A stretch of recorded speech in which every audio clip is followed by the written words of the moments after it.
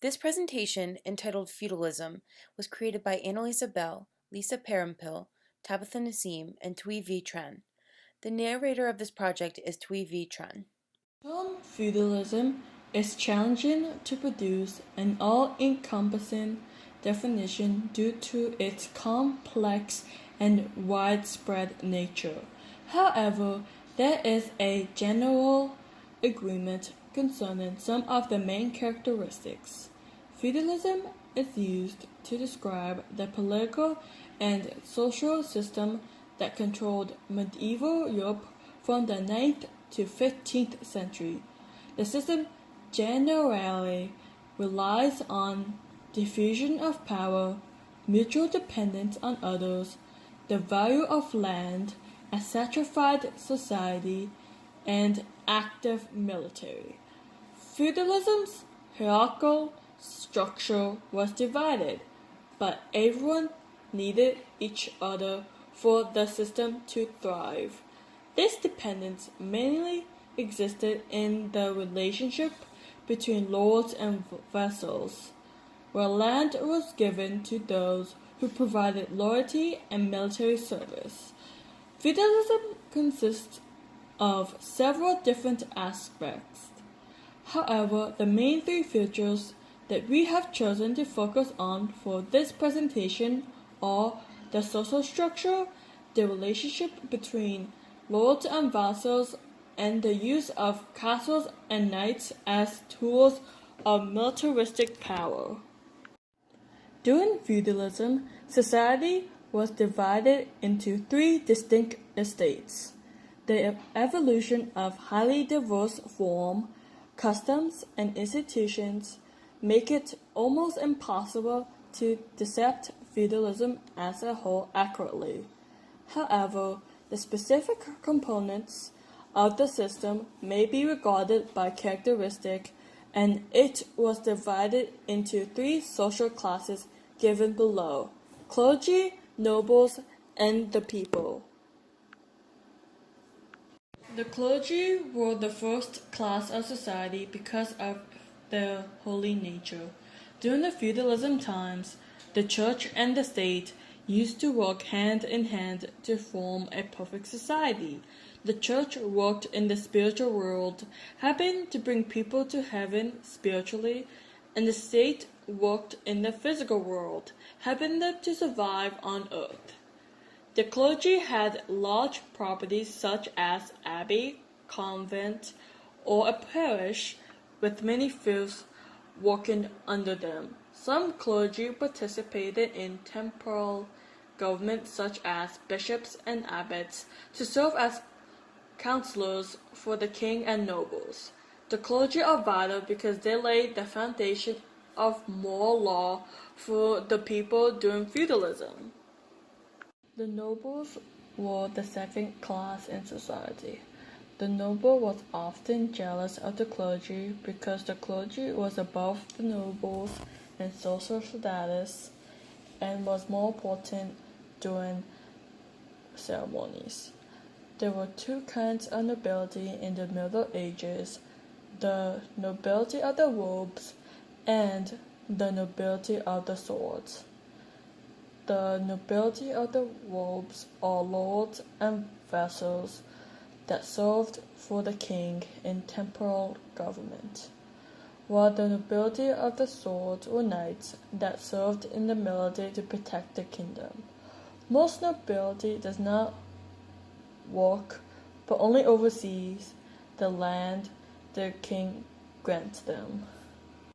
The people make up most of the population in the kingdom, however, have the least amount of power in the social class. The only obligation the people have to do is to serve the nobility and to pay taxes for their rent. They are also known as serfs or peasants. Not only that, most peasants live and died on the manor they have to serve the nobles. There are also free peasants who own land.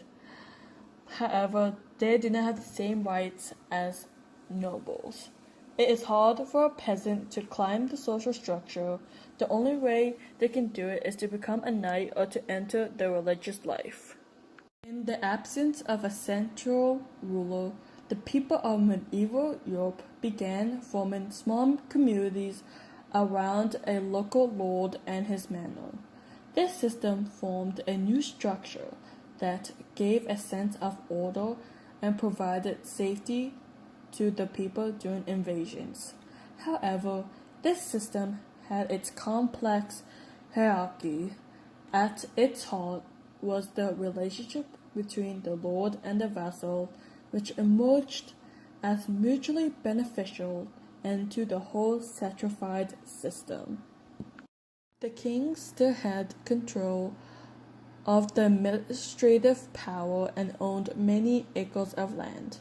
Both kings and nobles needed protection from the invaders. To establish the social order, the kings awarded the local lords, also known as king vassals, with the land. The land was given a fief to the vassals, who pledged their trustworthiness and protection to the king at all times. The lords or tenants-in-chief kept part of the land for their use, and the rest were divided to lesser nobles. From National Archives, 2017.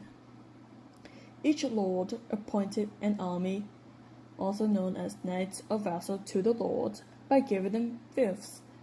In exchange, the vassals provided the lords with loyalty, military assistance, and occasional service in revenues as well. The relationship worked through mutual obligation and services.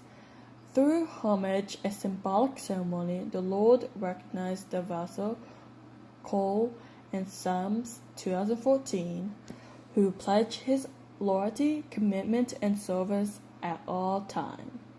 During the ceremony, the vassal knelt before the lord with hands together as in prayer, while the lord held his clasped hands and lifted the man up.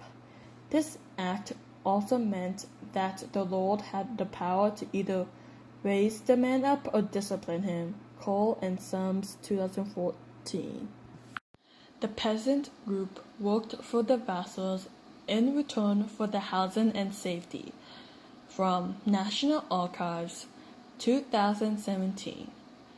They were not free to leave and paid heavy taxes to the nobles. Through the hard work, crops were produced, and it provided wealth and revenues for the people of the higher order. This sustained economic growth further benefited the lords and the vassals.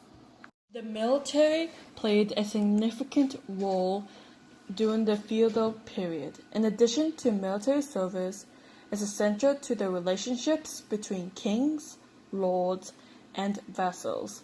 The militaristic tools of castles and knights were also necessary for the survival of feudalism. The mighty lords of medieval kingdoms created castles or little fortresses to protect their domain. The use of castles in Europe dramatically increased during the Viking invasions as it offered protection from invaders and competitors. The earliest castles are known as moat and bailey castles, which are constructed primarily out of wood and surrounded by a moat and drawbridge defense system. The moat, enclosed by a fence called a palisade, was a wooden lookout structure situated on a tall hill. The bailey, separate from the moat but connected by a bridge in case of invaders, was where the people lived. However, as competition and warfare increased, the need for stronger castles increased as well. Therefore, stone castles with keeps or fortified towers were exchanged for the moat and bailey structure. The stone keeps were technically the new moats as they were used for lookouts. Instead of the bailey being separated from the keeps, it surrounded them. The last former castles were concentric castles which utilized a massive, thick inner stone wall for lookouts and archers, and a thick surrounded by a shorter wall.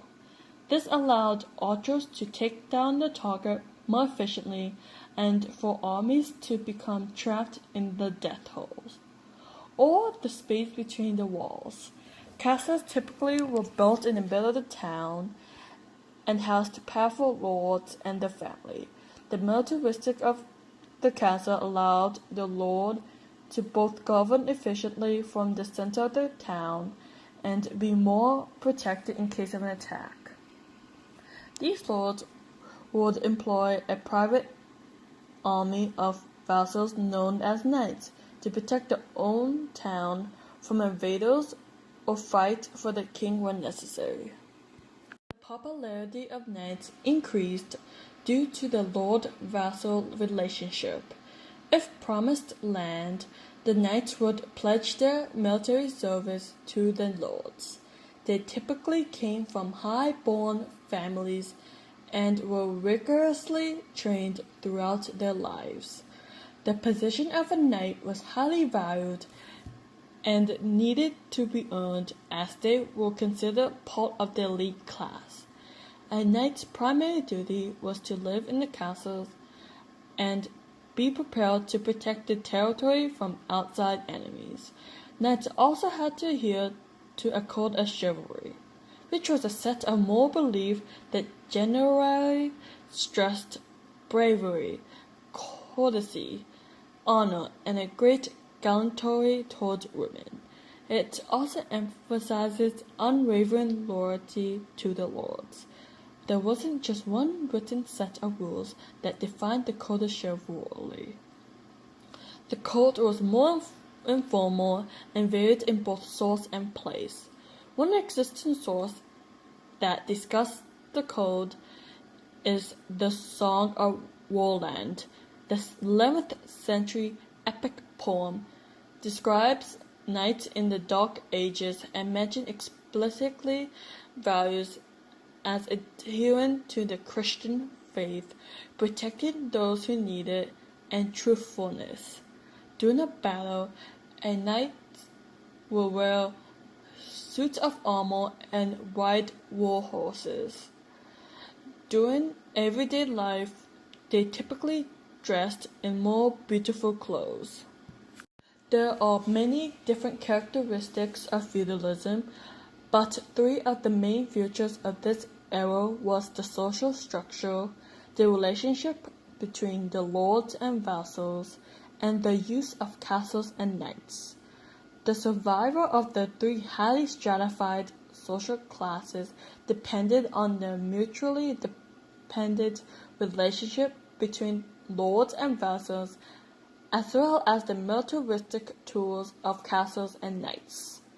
The military and the clergy were enormously influential during this period, while the power of the king was more diffused.